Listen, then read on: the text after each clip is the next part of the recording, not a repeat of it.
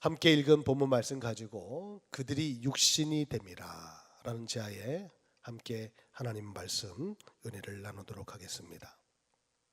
그들이 육신이 됨이라. 오늘 본문 말씀을 통해서 여러분들은 누가 육신이 되었는지 우리는 알 수 있습니다. 누가 육신이 됐습니까? 하나님의 아들들이 육신이 되었다는 겁니다. 여러분, 육신은요 참 중요합니다. 우리 인생은요 크게는 둘로 나누어서 이루어졌다고 합니다. 하나는 영혼이고 또 하나는 육신이죠.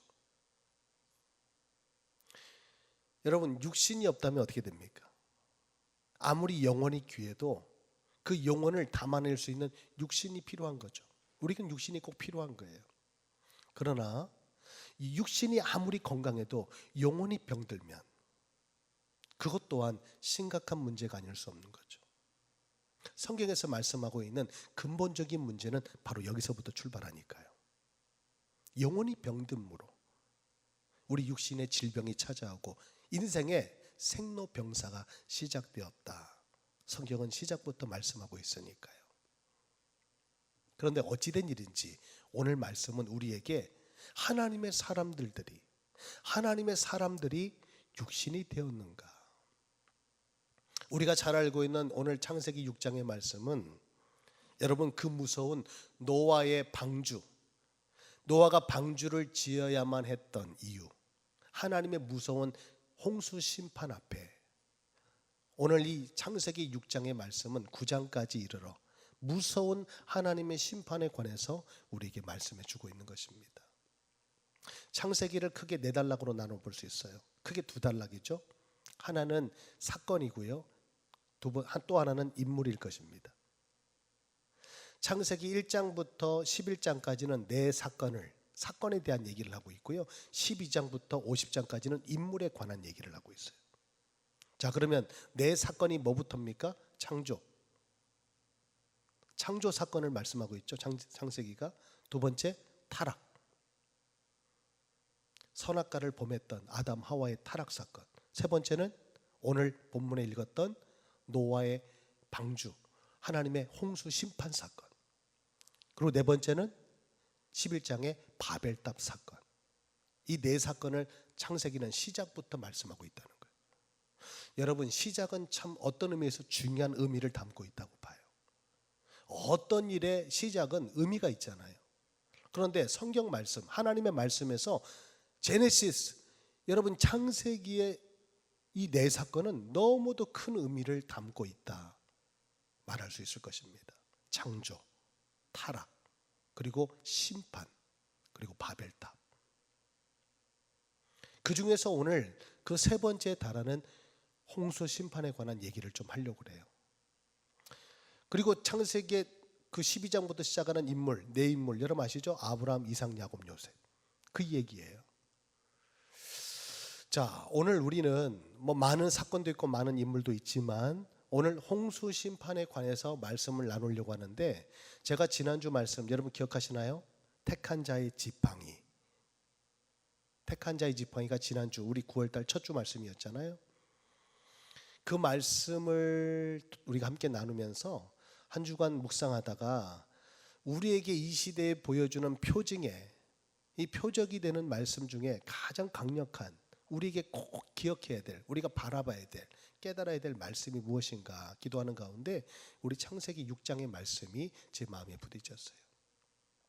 그래서 오늘부터 3주간에 걸쳐서 이 창세기 6장에 관해서 하나님 우리에게 보여주시고자 하시는 게 무엇인지, 단순히 노아가 방주를 지었다, 하나님이 홍수 심판을 내렸다, 이렇게 간단하게 설명할 말씀이기도 하지만 좀 디테일한 부분으로 우리가 들어가서 왜 그런 홍수 심판이 있었는가 에서부터 오늘 출발해서 마지막 무지개 언약까지 이 말씀에 대해서 우리가 이 마지막 말세 지마를 살아가는 성도로서 분명하게 하나님 보여주시는 그 표징에 대해서 우리가 함께 살펴보려고 합니다. 여러분, 먹고 사는 문제는 육신적인 문제잖아요. 먹고 사는 문제. 우리 인생에서 동서고금을 막론하고 남녀노소를 물어나고 먹고 사는 문제는 가장 중요한 문제 아닐까요? 우리 한 주간도 열심히 땀 흘리고 일했던 이유는 뭡니까? 사실은 이 먹고 사는 문제일 거예요. 먹고 사는 문제, 가장 기본적인 문제예요. 우리의 현실일 것입니다. 이 문제가 해결되지 않으면 사실은 많은 문제가 또 발생해요. 그래서 이 의식주, 먹고 사는 문제가 우리 인생에서 가장 기본된 문제일 것이다. 그것 때문에 사실 우리가 시간이 없어요. 너무 바빠요. 모든 열정과 정력을 거기에 다 쏟아붓고 있는 줄 모릅니다. 사실은 먹고 사는 문제. 이런 일 저런 일 하는 거예요. 다 먹고 살기 위해 하는 일이에요. 이것을 어찌 보면 총칭해서 육신의 문제라고 말할 수 있지 않을까요? 그런데 감사하게도 우리는 이 분주한 일상을 뒤로하고 이 주일을 맞이해서 하나님을 믿지 못하고 이 영적 비밀을 모르는 사람들은 그냥 육신의 안위를 얻고자, 사실은 이 주일이 그들에게는 휴일이잖아요. 쉬는 날이거든요. 쉬는 날. 그런데 여러분은 그 쉬는 날에 이렇게 꽃단장 하시고 이른 아침부터 예배하기 위해서, 그죠? 뭔가 일주일, 월요일부터 토요일까지의 마음과는 좀 다른, 사뭇 다른 마음가짐, 몸가짐으로 오늘 이제 이 자리에 나와 있는 줄 믿습니다. 그 이유가 뭘까요? 먹고 사는 문제가 다가 아니다라는 것을 우리가 알기 때문입니다. 우리 인생은 먹고 사는 문제가 중요한데 그보다 더 중요한 문제가 있음을 우리가 알기 때문이죠. 그런데요, 이 시대가요, 이 노아의 때뿐만 아니라 지금 이 시대도 사실은 먹고 사는 문제 때문에 참 혈안이에요. 그래도 옛날에 어렸을 때요, 모르겠어요. 우리 장로님, 권사님 연세 때는 더 그랬을지 몰라요. 학교 다니는 친구들, 그때는 국민학교 시절이었잖아요. 국민학생들한테 물어보면 너 꿈이 뭐냐라고 말하면 대통령, 판사, 의사, 과학자 뭐 이런 꿈들을 많이 얘기했어요. 그래도 영향력이 있고, 그렇죠? 모두가 존경할 만한. 근데 요즘은 대통령이 존경을 받는 사람입니까? 한 나라의 대통령, 미국 대통령뿐만 아니라 한국 대통령뿐만 아니라 존경하는 사람이 없어요. 그렇게 의사라는 직업도 선망하지 않아요. 3D 업종 중에 하나가 의사랍니다. 극한 직업이라는 거죠. 그래서 요즘은요, 옛날에 그 꿈과 완전히 달라졌어요. 여러분 중학생들한테 물어봤대요. 중학생 너의 꿈은 뭐냐라고 했더니 복권이 답이다 라고 대답을 했대요. 응? 중학생이 가지고 있는 생각이 복권이 답이 돼요. 그리고 젊은 친구들에게 물어봤더니 뭐라고 얘기하냐, 나는 40세 전에 경제적 자유를 누리는 게 꿈이다. 40이 되기 전에, 50이 되기 전에 경제적 자유를 누리는 게 꿈이래요. 요즘의 꿈과 비전과 이상이 다 뭐에 맞춰져 있다는 거예요? 결국 돈이라는 거예요. 왜 돈이 필요하죠? 먹고 사는 문제 해결할 수 있으니까. 먹는 게 달라져요. 입는 게 달라져요. 타고 다니는 거, 여러분 사는 집이 달라지는 그 힘이 어디 있냐? 돈에 있기 때문에. 그렇게 이 세상은 지금 아주 격렬하게 이 먹고 사는 문제, 돈 문제, 어떻게든지 그 돈의 억압에서 자유함을 얻기 위해서 몸부림치고 있는 세상은 아닌가. 여러분 어떠십니까? 여러분 인생을 이제 살아오시면서 이제는 이제 황혼기로 접어드는 여러분 시기에 여러분은 정말 경제적 자유를 누리고 계십니까? 어떠십니까? 아직도 여러분의 삶의 중대한 문제 중에 하나가 먹고 사는 문제입니까? 저는 이 말씀을 준비하면서 목사인 저에게도 먹고 사는 문제가 중대하다. 삶이 있기 때문에, 육신이 있기 때문에.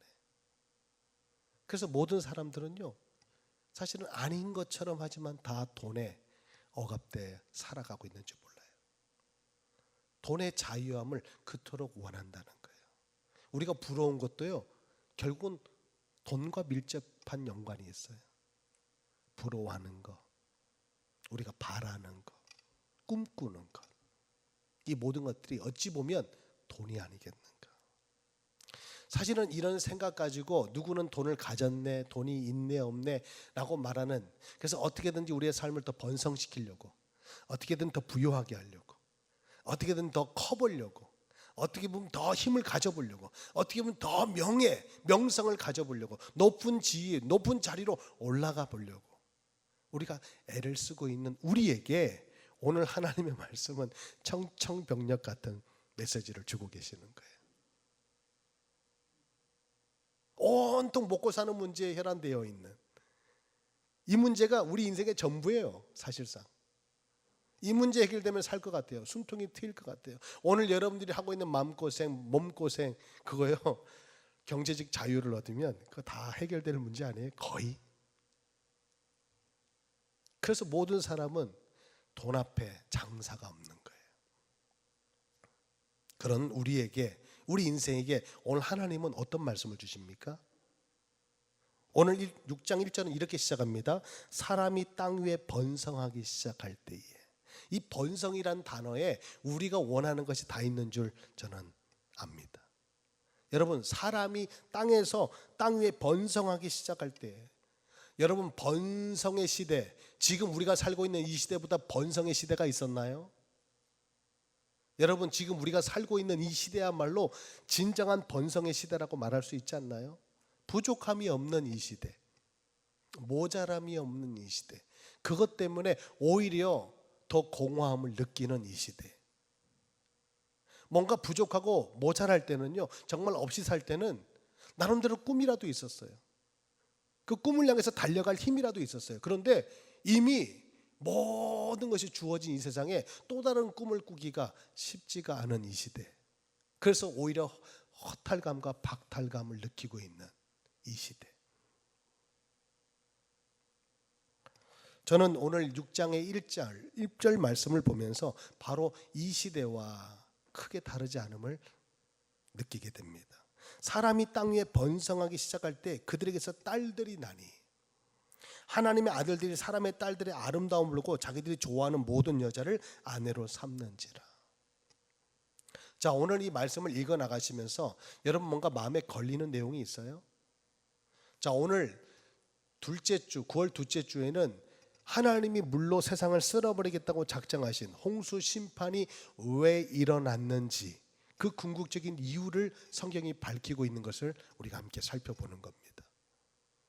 단순히 그냥 방주를 지었다, 방주의 의미, 하나님의 심판이, 홍수 심판이 임했다, 그래서 물로 다 사람을 쓸어버렸다, 이 얘기로 들어가기 전에 왜 그 심판이 있어야만 했는가, 하나님은 이 심판을 작정하셔야만 했는가, 그 이유에 대해서 오늘 여러분과 살펴보고자 한다는 것입니다. 여러분, 세상이 번성했어요.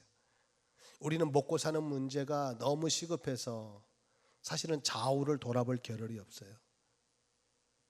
그런데 번성하기 시작하자 어떤 일이 벌어졌냐, 하나님의 아들들이 사람의 딸들의 아름다움을 보고 자기들이 좋아하는 모든 여자를 아내로 삼았다. 자, 하나님의 아들은 누구며 사람의 딸은 또 누굽니까? 창세기 6장은 노아를 통해서 하나님의 심판을 작정하시고 그 심판을 통해서 하나님이 행하시고자 하시는 역사를 나타내시기 위한 아주 인류 역사의 대변혁을 가져왔던 중대한 사건을 기록한 말씀인데, 왜 이 말씀을 시작하면서 이 얘기로, 오늘 하나님의 아들과 사람의 딸들 이야기로 오늘 이 이야기를 시작하고 있냐 이거예요. 사실은 저도 창세기 6장의 말씀, 이 홍수와 방주의 사건을 수없이 설교했지만 오늘 이 대목에 대해서 그렇게 집중하지 못했던 것 같아요. 그래서 오늘 본문은 딱 4절로만 정리한 겁니다. 그 이상 진도를 나가지 않기 위해서 부단히 노력할 거예요. 왜? 이 부분에 우리가 집중해야 될 이유가 있기 때문에 그렇습니다. 여러분, 하나님의 아들이 누굴까요? 그리고 사람의 딸은 누굽니까? 여러 성경학자들의 주장들이 있는데요, 크게 하나님의 아들들은 천사를 의미한다. 그것도 타락한 천사가 오늘 이 땅에 내려와서 사람의 딸들과 이렇게 혼인을 해서 혼잡한 그런 문제를 야기했다라고 주장하는, 그도 그럴 것이, 여러분 아브라함을 찾아왔던 새 나그네도 천사가 사람의 모양으로 찾아온 것을 우리가 말씀을 통해서 보잖아요. 욥기서도 마찬가지. 곳곳에 성경에 보면 천사가 사람의 모양으로 찾아온 것을 성경은 기록하고 있기 때문에 이 역시 하나님의 아들들은 천사다, 천상의 존재다라고 주장하는 학자들이 있습니다. 그런데 또 거기에도 허점이 있어요. 자, 둘째로 이 하나님의 아들들은 누구냐? 그 당시에 왕과 귀족들, 신분이 높은 사람들을 그 당시는 신같이 여겼거든요. 여러분, 로마의 황제는 신이었어요. 그러니까 높은 지위에 있는 사람들을 그 당시에는 하나님의 아들들이다. 왕과 귀족들은 하나님의 아들들과 같이 여김을 받았다는 거죠. 왜냐하면 그들에게 권세가 다 있으니까. 그들에게 힘이 있으니까. 그래서 황제의 말은 사람을 죽이기도 하고 살리기도 하니까 신 그 자체인 거거든요. 그래서 이들은 왕이든 귀족의 사람들, 그 아들들이 자기의 권위를 앞세워서 권세로 이렇게 허랑방탕한 삶을 살았다라고 오늘 성경은 말씀하고 있는 것이 아닌가라고 한 학자들은, 일부 학자들은 그렇게 주장을 해요. 저는 오늘 이 말씀을 그렇게 좀 폭넓게 여러 가지 심오하게 접근하기보다는 세 번째 학자들의 부류에 좀 의견을 같이 하면서 여러분과 말씀을 나누려고 하는데요. 또 한 부류의 학자들은 오늘 이 하나님의 아들과 사람의 딸들이 이렇게 분류해요. 하나님의 아들들은 아담, 그리고 아벨, 그리고 셋. 여러분, 아담과 하와의 아들, 두 아들 아시죠? 가인과 아벨. 근데 그 형 가인이 하나님이 번제를 안 받으시자 화가 나서 동생을 돌로 쳐 죽이는 사건이 일어나죠. 그 아벨이 죽어나갈 때 하나님은 새로운 언약의 씨를 주셔서 셋이라는 아들을 주셔서 그 셋의 후손에서 예수 그리스도가 나게 하시거든요. 그래서 다시 말해서 언약의 아들, 믿음의 아들. 그래서 하나님의 아들들은 셋의 후손이요, 사람의 딸들은 가인의 후손으로 주장하는 학자들이 있어요. 저는 오늘 이 본문을 그렇게 좀 접근해서 여러분들과 은혜를 나눠보려고 합니다. 여러분, 셋의 후손, 그 후손에 예수 그리스도가 나세요. 하나님의 아들들, 아벨이 죽자 그 아들 대신 셋을 주신 하나님. 그런데 어찌해서 그 셋의 후손이라면 가인과 아벨의 사건을 모르지 않을 텐데, 그리고 하나님의 말씀과 계명을 그들이 모르지 않을 텐데 어찌해서 오늘 사람의 딸들과 이렇게 하나가 되었는가? 성경은 말씀합니다. 사람이 땅 위에 번성하기 시작할 때에 오늘 이 일이 일어났다. 여러분, 우리가요 어렵게 살 때는요 나름대로 허리띠 조르고요, 영적으로도요 우리의 삶에 고난이 찾아올 때 우리가 더 깨어나는 법인 것 같아요. 내 육신의 고통이 찾아오면, 고난의 시간이, 시련이 찾아오면 내 영은 더 깨어나는 법이라는 거예요. 그런데 땅이 번성해지니까 하나님의 아들들이 사람의 딸들과 무엇을 보고? 그들의 아름다움만 보고, 겉모습만 보고, 그들이 가지고 있는 가치관이나 그들이 가지고 있는 신앙관이나 그들이 가지고 있는 어떤 내면이나 품격이나 인격을 고려하지 않고 그냥 마구잡이로 눈에 보이는 매력을 따라서 안목의 정욕, 육신의 정욕을 쫓아서 그들은 마구잡이로 아내로 삼았다는 거예요. 그냥 단순히 이것은 혼잡한 그냥 어떤 결혼 문화를 꼬집는 얘기가 아니라고 저는 생각해요. 그 당시의 시대상이에요. 그 당시에 혼잡했던 그 믿음이라는 그 가치가 땅에 떨어지고 눈에 보이는 정욕을 쫓아서, 안목의 정욕을 쫓아서 따라갈 수밖에 없었던 그 시대를 오늘 이렇게 말씀하고 있다라고 저는 생각합니다. 자, 오늘 말씀에 너무 깊숙하게, 너무 우리가 깊이 있게 얘기 나누다 보면 좀 본질을 놓칠 수 있을 것 같아서 다시 좀 빠져나올게요. 여러분, 하나님의 아들들과 사람의 딸들이 이렇게 결혼을 한 거예요. 그럼 어떻게 될까요? 여러분, 그거 아시죠? 믿음의 아들과 믿지 않는, 믿음 없는 가정의 딸이 결혼하면 어떻게 되죠? 아들이 그 딸을 데리고 믿음 없는 그 와이프를 데리고 교회를 나가게 됩니까? 아니면 와이프를 따라서 주일날 저기 해외로 여행을 가는 일이 많을까요? 네? 여러분, 믿음의 사람과 믿음 없는 사람이 만나면요, 믿음의 사람이 믿음 없는 사람을 이끄는 그런 역사가 일어나야 되는데 우리의 삶을 놓고 보면 믿음 없는 사람이 믿음의 사람을 끌고 가는 그런 현상들을 보게 된다는 거죠. 그래서 99%의 믿음이 1%의 불신앙을 못 이길 때가 있다는 거예요. 모태신앙이고 수없이 신앙생활 해왔고 교회생활, 신앙생활 잘해왔던 아들인데 장가 가더니 이게 믿음이 식어지는 거예요. 교회생활이 소원해지는 거예요. 그리고 어느 날부터는 교회를 안 나가기 시작해. 오늘 우리 주변에서 일어나고 있는 예사롭지 않는 그 상황을 보면서 오늘 하나님의 아들이 사람의 딸들과 결혼을 했을 때 어떤 일이 벌어질지 우리는 충분히 예상할 수 있는 일입니다.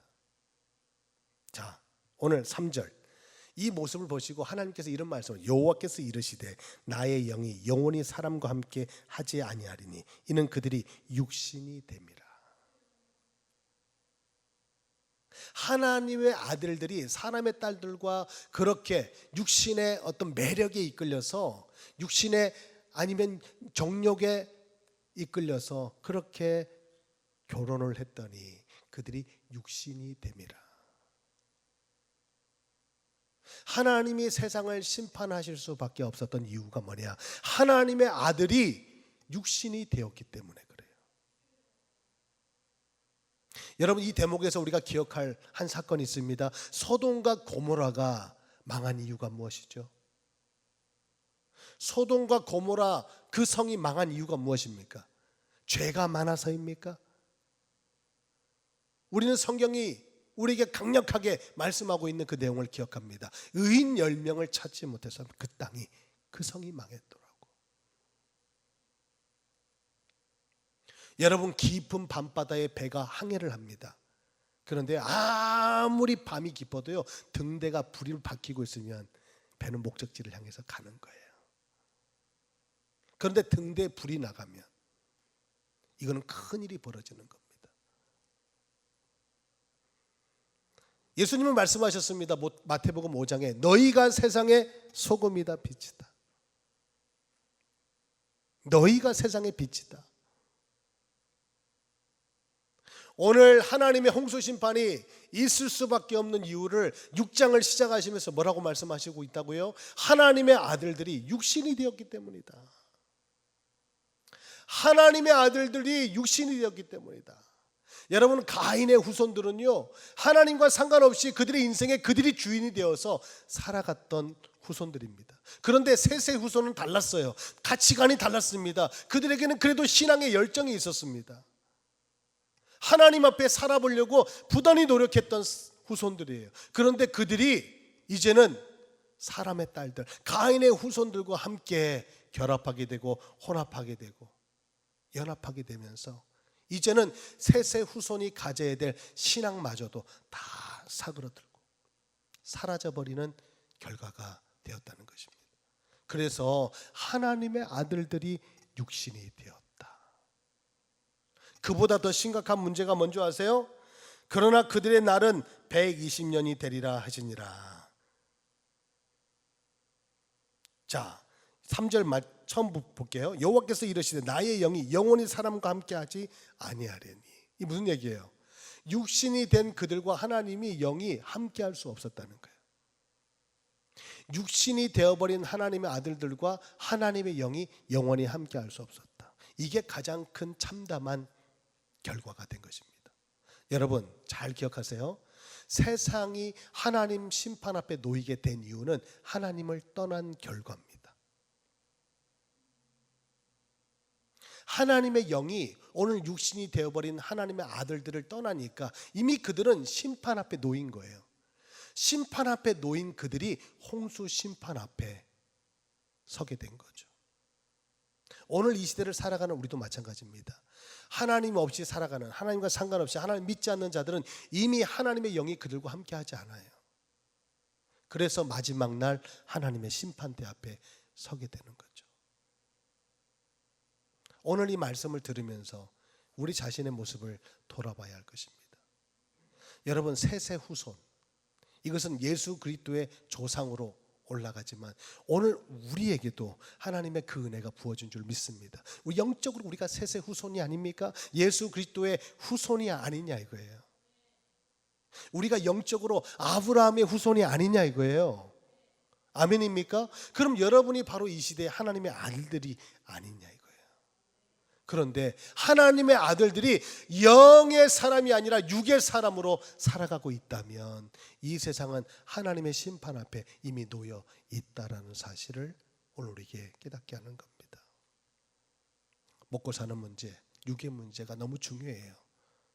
그런데 그보다 더 심각한 문제는 우리가 하나님의 아들들로 예수 그리스도 안에서 하나님의 아들이라는 양자권을 가지고 그 은혜를 입고 살아가는 존재인데 오늘 우리의 삶도 믿지 않는 불신자와 똑같이 육신의 정욕을 쫓아 안목의 정욕을 쫓아 우리가 살아가고 있다면 이미 우리는 육이 되어져 있는 줄 모릅니다.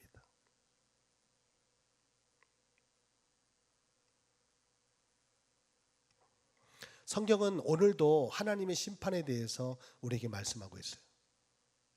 창세기에서부터 하나님 심판이 지금 주어지고 있잖아요.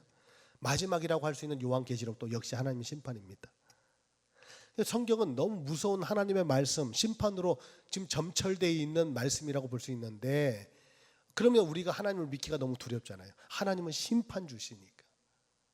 그런데 오늘 말씀에서 오늘 3장 마지막 절 보니까 그러나 그들의 날은 120년이 되리라. 육신이 되어져 버렸어요. 하나님의 영이 그들을 떠났어요. 그러나 그들의 날은 120년이 되리라. 오늘 이 말씀 속에 여러분 무서운 하나님의 심판 속에는 놀라운 하나님의 구원의 열정과 구원의 열망이 담겨 있다는 사실도 기억해야 됩니다. 여러분 믿으십니까? 그래서 성경은 원래는 구원의 책이에요. 근데 구원을 말씀하기 위해서 하나님의 심판을 우리에게 말씀하고 있다는 사실을 기억해야 된다는 것입니다. 여러분 아시잖아요. 우리가 다음 주에 보게 될 말씀 그러나 노아는 은혜를 입었더라. 성경의 핵심은 창세기 6장의 말씀은 여기에 주목하고 있다고 저는 봐요.